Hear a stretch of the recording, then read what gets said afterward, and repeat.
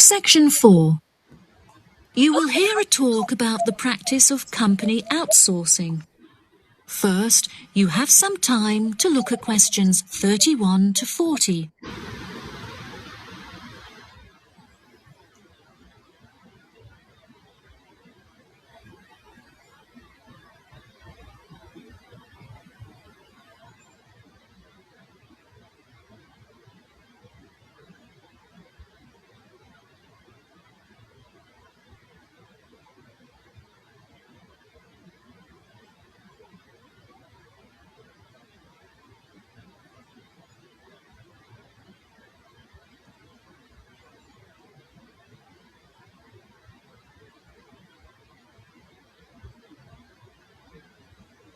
Now listen carefully and answer questions 31 to 40.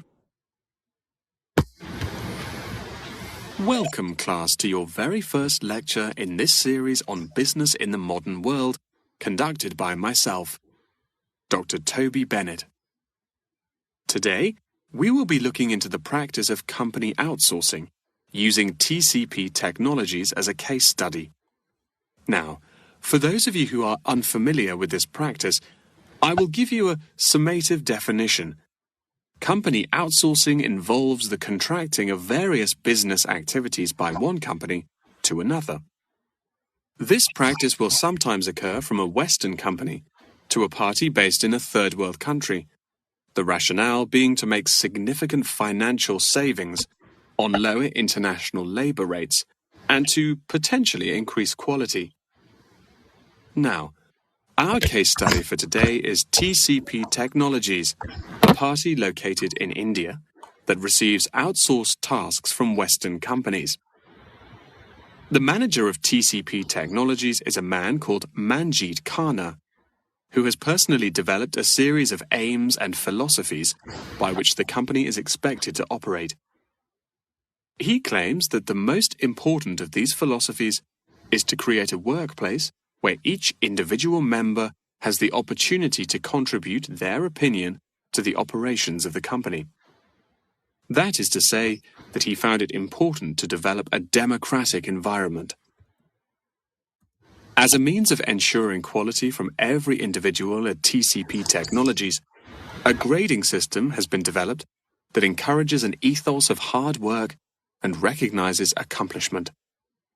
This grading of individuals is based upon a series of factors such as turnover, hours worked, and efficiency. Every month, Khanna publishes the grades on an internal website, where staff can access not only their own grades, but also compare it to others. A spirit of playful competitiveness has developed through this method, which has resulted in increased efficiency and turnover across the company. Khanna also saw it as essential to develop a culturally diverse group of employees as a means of presenting a multifaceted image that would appeal to a host of potential employees from across the globe. This cultural openness has not only increased the quantity of incoming contracted opportunities by 7%, but has also benefited the company itself significantly. A level of transparency now exists that had not before been apparent.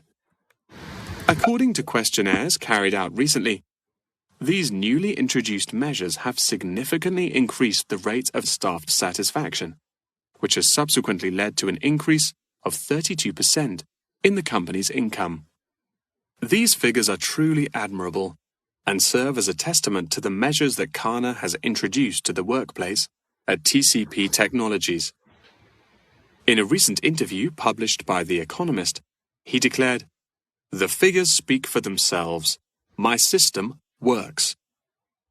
When asked if he had any advice for companies on methods they could employ to streamline workflow and increase turnover, he replied, "It's simple, really. A company must see itself not as one entity comprised of nameless components, but instead as a living organism composed of cells, each one essential to the functioning of the whole. I suggest that the motto by which your management operates will be employee first,